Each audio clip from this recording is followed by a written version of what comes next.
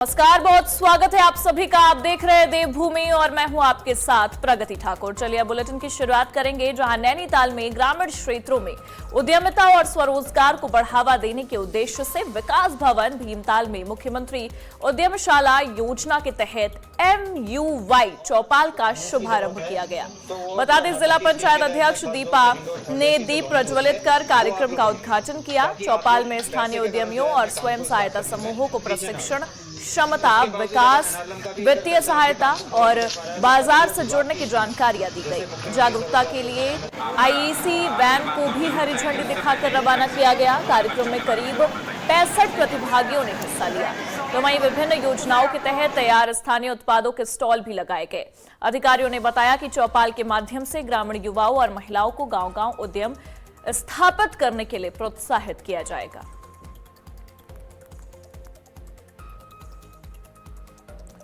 देखिए, वहीं टिहरी में ग्रामीण विकास विभाग की ओर से मुख्यमंत्री उद्यमशाला योजना के तहत क्रीड़ा भवन टिहरी में चौपाल 2026 का आयोजन किया गया।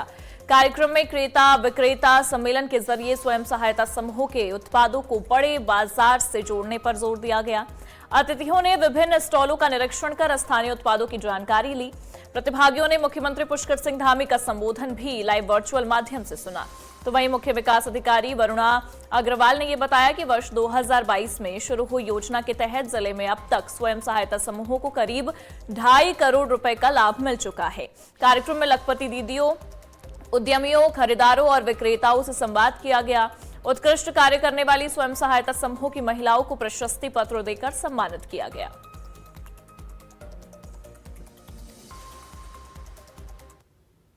उत्तराखंड के मुख्यमंत्री श्री पुष्कर सिंह धामी जी के आह्वान पर उत्तराखंड के सभी 13 जिलों में आज मुख्यमंत्री उद्यमशाला योजना का शुभारंभ करते हुए इस राज्य के मातृशक्ति जो स्वरोजगार से जुड़ी हुई है, इस राज्य के वो बेरोजगार नौजवान जो स्वरोजगार से जुड़ना चाहते हैं, उन सबके लिए उद्यमिता के सेक्टर में अपार संभावनाओं के द्वार खोलते हुए उनको उद्योग लगाने के लिए सरकार के स्तर पर जितनी किस्म की सुविधाएं चाहिए उन सब का लाभ उनको मिल सके और वो उनके जो उत्पाद हैं वो मार्केट में उनको जो है कि बिक्री के लिए योजना बनाई गई है। जो हमारा मार्केट है, चाहे हमारा उत्तराखंड का मार्केट हो, चाहे हमारे पूरे इंडिया का मार्केट, नेशनल मार्केट हो, उस तक हम कैसे पहुंच सकते हैं, इसके बारे में भी हमारा जो लिंकेज है, फॉरवर्ड लिंकेज, तो उसको सारागार बनाने के लिए बायर सेलर मीट का आयोजन किया गया। मुझे बताते हुए खुशी हो रही है कि जितने बायर्स आए सबने बहुत अच्छे परचेज एग्रीमेंट MOUs किए हैं हमारे समूह के साथ, और इसके माध्यम से इसको आगे और अच्छा बड़ा मार्केट हम लोग अचीव कर पाएंगे। इसी उम्मीद के साथ मैं पुनः आप सभी लोगों का धन्यवाद करती हूँ और इस मुख्यमंत्री उद्यमशाला योजना में आप सभी की भागीदारी के लिए आशा करती हूँ कि आप इसकी भागीदारी में और इसके माध्यम से हम अपनी महिलाओं को आगे रोजगार और स्वरोजगार प्रदान करें।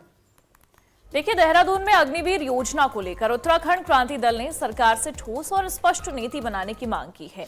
UKG सैनिक प्रकोष्ठ ने यह कहा है कि उत्तराखंड सैन्य बाहुल्य प्रदेश है और कई पीढ़ियों ने सेना में सेवा देकर देश की रक्षा भी की है। ऐसे में 4 साल की सेवा पूरी करने वाले अग्निवीरों के भविष्य के लिए सरकार को ठोस व्यवस्था करनी चाहिए। दल ने अग्निवीरों को पुलिस, अर्धसैनिक बलों और सरकारी नौकरियों में प्राथमिकता देने के साथ ही स्वरोजगार और तकनीकी प्रशिक्षण की व्यवस्था करने की मांग की। साथ ही पूर्व सैनिकों के आरक्षण को प्रभावी ढंग से लागू करने पर जोर दिया गया। UKD ने कहा कि युवाओं का भविष्य केवल आश्वासनों के भरोसे नहीं छोड़ा जा सकता है। जैसे मैंने पहले भी कहा कि इसका फ्लो देखिए आप, एक इनटेक अग्निवीर आता है, रिक्रूटमेंट करता है, सर्विस करता है, उसके बाद उसको रिलीज कर देते हैं। अब जो ये रिलीज वाला पार्ट है, इसके बारे में किसी ने बात ही नहीं करी। ये जो पूरा कॉन्सेप्ट आया, उस समय सरकार ने रिलीज की बात ही नहीं करी कि वो जब 4 साल बाद बाहर आएगा तो कहां जाएगा। वो 4 साल उसने अपने लाइफ के उसने देश को दे दिए। 4 साल में जो उसका साथी था जो सेना में नहीं गया, उसने 4 साल में ग्रेजुएशन कर ली, कुछ उसने अपना कोई टेक्निकल कोर्स कर लिया या उसने अपना कोई धंधा पानी चालू कर दिया। तो 4 साल वो कर रहा था, 4 साल ये क्या कर रहा था, ये देश की सेवा कर रहा था। अब जब ये 4 साल बाद बाहर आएगा तो आप समझिए ये बिल्कुल अंधकार में आ गया। अब इसको कुछ नहीं पता मैंने क्या करना है आगे। तो इस हालत में छोड़ेंगे हम 30,000 लोगों को सड़कों पे। आप सोचिए सिचुएशन क्या होगी, कितनी खतरनाक सिचुएशन है ये। सरकार ने इसके बारे में कुछ सोचा ही। और वहीं देखिए, देहरादून में एसआईआर प्रक्रिया को लेकर कांग्रेस के प्रतिनिधि मंडल ने अतिरिक्त मुख्य निर्वाचन अधिकारी डॉक्टर विजय कुमार जोगदंडे से मुलाकात की है। प्रतिनिधि मंडल ने एसआईआर प्रक्रिया में कथित अनियमितताओं को लेकर अपनी आपत्तियां और चिंताएं निर्वाचन अधिकारी के सामने रखी। कांग्रेस ने प्रक्रिया में पारदर्शिता और निष्पक्षता सुनिश्चित करने की भी मांग की।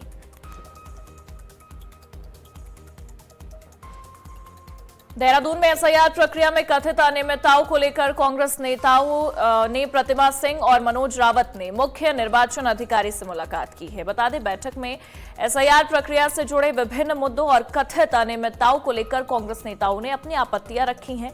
उन्होंने निर्वाचन प्रक्रिया में पारदर्शिता और निष्पक्षता सुनिश्चित करने की एक बड़ी मांग की है। देखिए, जो देश के चुनाव आयोग है उस पर मतदाताओं का भरोसा बिल्कुल नहीं रह गया है। और उत्तराखंड की स्थिति अगर देखें तो ये कहते हुए हमें बड़ा अफसोस हो रहा है कि उत्तराखंड को मतदाता विहीन करने की एक साजिश है। पात्र मतदाताओं को 25 से पहले समरी रिवीजन इनके होते हैं चुनाव आयोग के, और उसमें डुप्लीकेट के नाम पर 5 लाख से अधिक वोटर काटे जाते हैं। 84 लाख से हम पहुंच गए 81 लाख पर।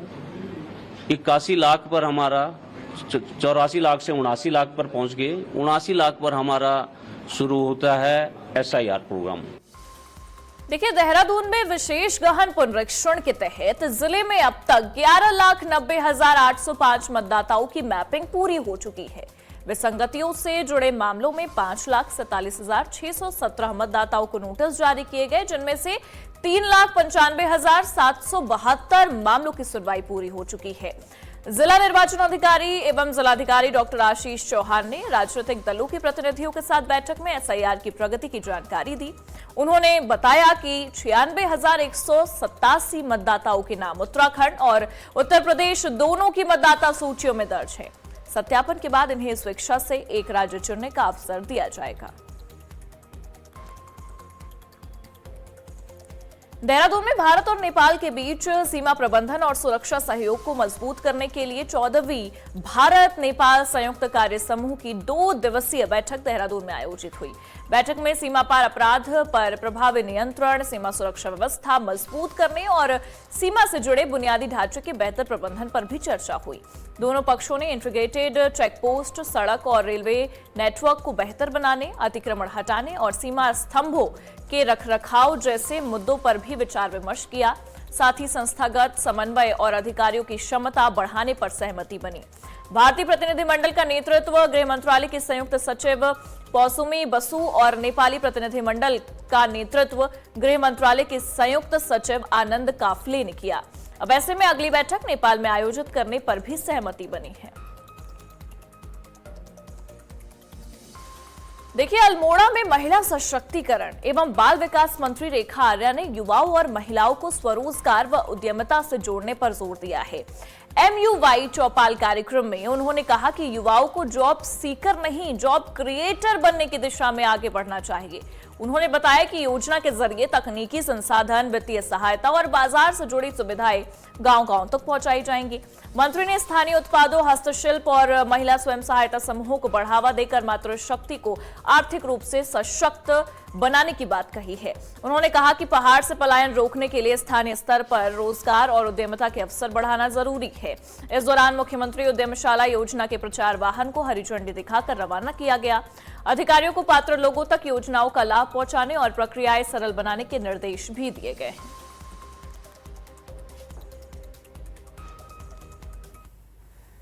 निश्चित रूप से महिलाएं मुख्यमंत्री उद्यमशाला योजना से जुड़ते हुए, खासकर जो हमारे सेल्फ हेल्प ग्रुप है, खासकर वो महिलाएं, खासकर वो पुरुष जो व्यवसायिक सोच रखते हैं और ग्रामीण स्तर के हैं, उनके लिए एक सुनहरा अवसर भी होता है। सुनहरा इस योजना के माध्यम से उन्हें जो है कई कार्य जो है उनके बड़े सरलता के साथ हो जाते हैं। एक ग्रामीण उत्पाद को जो है उसे ग्लोबल करने का भी एक ये रास्ता है। मैं मानती हूँ कि माननीय मुख्यमंत्री जी का यह प्रयास बहुत सराहनीय है। जनपद अल्मोड़ा जो है इस दिशा में बहुत सराहनीय काम कर रहा है। 918 से अधिक जो है हमारे लोग जो है वो मुख्यमंत्री उद्यमशाला योजना से जुड़ते हुए आर्थिक सशक्तिकरण की ओर आगे बढ़ चुके हैं। देहरादून मसूरी मार्ग पर कुठाल गेट से करीब 5 किलोमीटर आगे भीषण भूस्खलन होने से सड़क का बड़ा हिस्सा ढह गया है। भूस्खलन के दौरान एक ट्रक भी रास्ते में फंस गया, जिससे मार्ग बेहद सकरा हो गया। बता दें, हादसे के बाद करीब 2 से 3 किलोमीटर लंबा जाम लग गया और वाहनों की आवाजाही जोखिम के बीच धीमी गति से जारी है। सूचना मिलते ही प्रशासन की टीम मौके पर पहुंची है और यातायात सुचारू कराने के प्रयास भी शुरू कर दिए गए हैं। मसूरी जाने वाले यात्रियों को मुख्य मार्ग से बचने और हाथी पाव वैकल्पिक मार्ग का इस्तेमाल करने की सलाह दी गई है। ये अपना हाथी गांव होते हुए आए, इधर भी फुल, जाते समय भी आते समय भी फुल ट्रैफिक है। टिहरी गढ़वाल में धनोल्टी विधानसभा क्षेत्र का सिल्ला सौड़ गांव आज भी बदहाल रास्ते और पुल की समस्या से जूझ रहा है। पिछली बरसात में हेवल नदी के तेज बहाव से गांव को मुख्य सड़क से जोड़ने वाला संपर्क मार्ग और पुल बुरी तरह से क्षतिग्रस्त हो गया था। ग्रामीणों का कहना है कि पुल को अस्थायी रूप से आवाजाही के लायक तो बनाया गया, लेकिन रास्ते की हालत अब भी बेहद खराब है। करीब 1 साल बीतने के बाद भी ग्रामीणों को नदी किनारे क्षतिग्रस्त और जोखिम भरे रास्ते से आवाजाही करनी पड़ रही है। सबसे ज्यादा परेशानी स्कूली बच्चों को हो रही है, जिन्हें रोज इसी रास्ते से स्कूल जाना पड़ता है। अभिभावकों को हादसे की आशंका बनी रहती है। ग्रामीणों ने शासन प्रशासन से संपर्क मार्ग को जल सुरक्षित और स्थायी रूप से दुरुस्त कराने की मांग की है।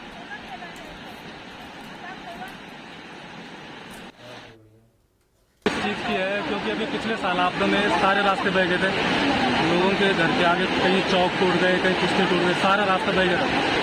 तो अभी तक 1 साल पूरा हो चुका है, अभी तक किसी ने संज्ञान नहीं लिया कि हम रास्ता बना दें। सारे प्रतिनिधि आए, प्रधान गया, विधायक भी आया, सब चीज होता, लेकिन अब तक कोई रास्ता नहीं बना यहाँ पे। ये इसको मैटर को दिखाया जाएगा। यदि उसका प्रस्ताव आया है तो चेक करके हम लोग जो है स्वीकृति के लेवल पे भेजेंगे और ये भी स्थलीय निरीक्षण में देखा जाएगा कि वो रास्ता यदि ग्राम पंचायत के स्तर पर ही बन सकता है तो उनको निर्देशित किया जाएगा और यदि अन्य योजनाओं से कवर किया जा सकता है उस पर भी विचार किया जाएगा। देहरादून में बारिश से क्षतिग्रस्त रिटेनिंग वॉल की अस्थायी मरम्मत के बाद देहरादून मसूरी रोड को छोटे वाहनों के लिए फिर से खोल दिया गया है। सड़क बहाल होने से मसूरी आने जाने वाले यात्रियों को राहत मिली है। हालांकि रिटेनिंग वॉल की स्थायी मरम्मत का काम अभी किया जाना बाकी है, इसीलिए वाहन चालकों से सावधानी बरतने की भी अपील की गई है।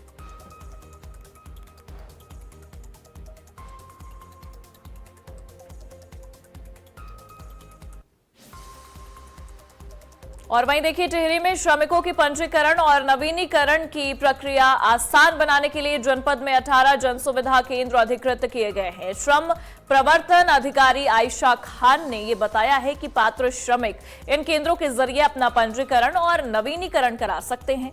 मनरेगा में 90 दिनों के कार्य का प्रमाण पत्र प्रस्तुत करने पर संबंधित विकास खंड के बीडीओ के माध्यम से प्रक्रिया पूरी की जाएगी। श्रमिकों को जागरूक करने के लिए विकास खंड और न्याय पंचायत स्तर पर शिविर भी लगाए जा रहे हैं। चंबा विकास खंड में पंजीकरण और नवीनीकरण का अभियान 27 अगस्त तक विभिन्न स्थानों पर चलेगा। श्रमिक मोबाइल ऐप के जरिए स्वयं भी पंजीकरण या नवीनीकरण कर सकते हैं। श्रम विभाग ने पात्र श्रमिकों से समय पर प्रक्रिया पूरी कराने की अपील की है।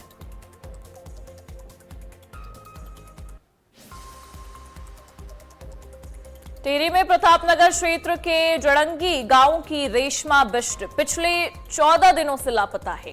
6 अगस्त को दोपहर खाना खाने के बाद घर से निकली रेशमा वापस ही नहीं लौटी।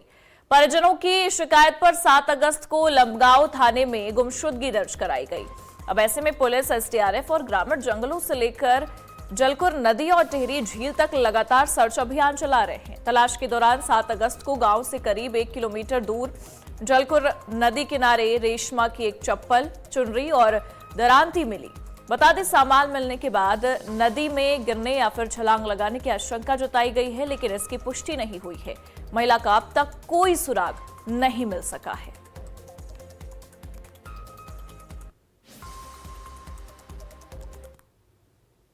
दिनांक 7/8/2024 को नवीन सिंह बिष्ट जो जड़ंगी के निवासी हैं, उनके द्वारा अपनी मिसिस के संबंध में थाना लंबगांव में मिसिंग की कंप्लेंट दर्ज कराई गई थी। उक्त महिला के बरामदगी हेतु पुलिस, लोकल पुलिस द्वारा जंगलों में लगातार कॉम्बिंग की जा रही है। इसके अतिरिक्त झील में हमारी एसडीआरएफ टीम द्वारा लगातार सर्चिंग अभियान चलाया जा रहा है और इसके अतिरिक्त हमारे पुलिस टीम द्वारा आसमान से भी ड्रोन की मदद से सर्चिंग अभियान लगातार चलाया जा रहा है। वर्तमान में अभी तक महिला के संबंध में कोई उपयोगी जानकारी प्राप्त नहीं हुई है और जानकारी प्राप्त होने पर उत्तराखंड के नैनीताल में लगातार बारिश का असर अब नैनी झील के जलस्तर पर भी दिखाई पड़ने लगा है। भारी बारिश की वजह से झील का जलस्तर बढ़ा हुआ नजर आया। नैनी झील का जलस्तर करीब 10 फीट से अधिक बढ़ गया है। जलस्तर में बढ़ोतरी को देखते हुए सिंचाई विभाग की ओर से झील के निकास द्वार भी खोल दिए गए हैं ताकि अतिरिक्त पानी की निकासी की जा सके और झील में ओवरफ्लो की स्थिति न बने।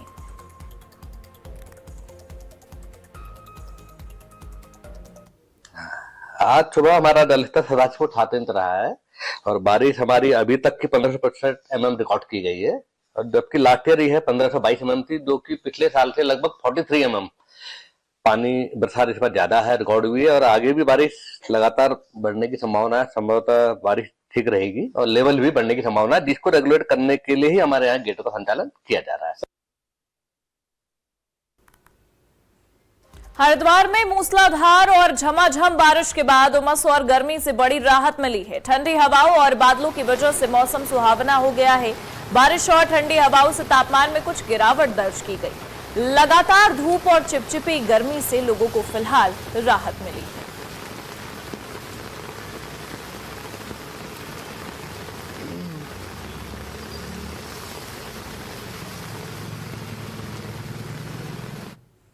देखिए, देहरादून में टीबी उन्मूलन कार्यक्रम को लेकर स्वास्थ्य विभाग पूरी तरह से सक्रिय है। मुख्य चिकित्सा अधिकारी डॉक्टर मनोज कुमार शर्मा ने टीबी नियंत्रण अभियान की जानकारी देते हुए ये बताया कि केंद्र सरकार के दिशा निर्देशों और एनएचएम के तहत जिले में विभिन्न कार्यक्रम चलाए जा रहे हैं। सीएमओ ने बताया कि 100 डेज टीबी प्रोग्राम के दूसरे चरण के तहत जिले के सभी 189 संवेदनशील क्षेत्रों में स्क्रीनिंग का कार्य 100% पूरा कर लिया गया है। उन्होंने बताया कि जनपद में अब तक कुल 5215 टीबी के मरीजों की पहचान की गई है, जिनमें से वर्तमान में 3848 मरीज एक्टिव भी हैं।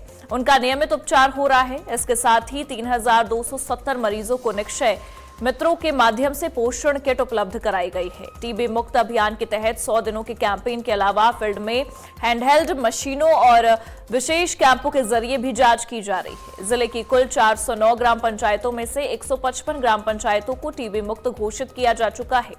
ब्लॉक स्तर पर नोडल अधिकारी नामित किए जा रहे हैं और एनसीसी कैडेट्स और माई भारत के वॉलंटियर्स को भी इस अभियान से जोड़ा जा रहा है ताकि टीबी उन्मूलन के लक्ष्यों को जल्द से जल्द और बेहतर तरीके से हासिल किया जा सके। हमारे स्टेट एनएचएम के द्वारा हमें डायरेक्शंस मिलते हैं, उनका हम पालन करते हैं और उसी कड़ी में जैसे 100 डेज टीबी प्रोग्राम चला था सेकंड फेज का, उसमें हमने जो हमारे 189 जो वल्नरेबल एरिया थे जिसमें कि हमें स्क्रीनिंग की जानी थी, तो वो हमने पूरा उसको अचीव किया, 100% उसको अचीव किया है। और उसमें अभी तक हम बात करें तो लगभग हमारे जनपद में 5215 जो टीबी के मरीज अभी तक आइडेंटिफाई किए गए हैं और एट प्रेजेंट 3848 मरीज जो हैं वो एक्टिव हैं, जो कि ट्रीटमेंट ले रहे हैं। इसके अलावा इन 3848 के सापेक्ष 3270 मरीजों को जो है वो निक्षय मित्रों के माध्यम से पोषण किट जो है वो उपलब्ध कराई है। इसके अलावा 100 डेज टीबी कैंपेन के अतिरिक्त भी हम जो है वो लगातार जो हमारी हैंड मशीन है उनके द्वारा हम फील्ड में कैंप लगा रहे हैं। इसके अलावा 224 कैंप हमने और लगाए हैं और जिसमें इस तरीके से हम टोटल जो कैंप लगा करके 189 कैंप एक लगाए, 224 कैंप हमने एक लगाए हैं और उसमें हम लगभग 181 मरीजों को हमने टीबी के मरीजों को उसमें चिन्हित किया है। और इन्हीं खबरों के साथ देवभूमि से जुड़े इस खास बुलेटिन में फिलहाल के लिए बस इतना ही। देश और दुनिया की तमाम बड़ी खबरों के लिए आप देखते रहिए आज की खबर।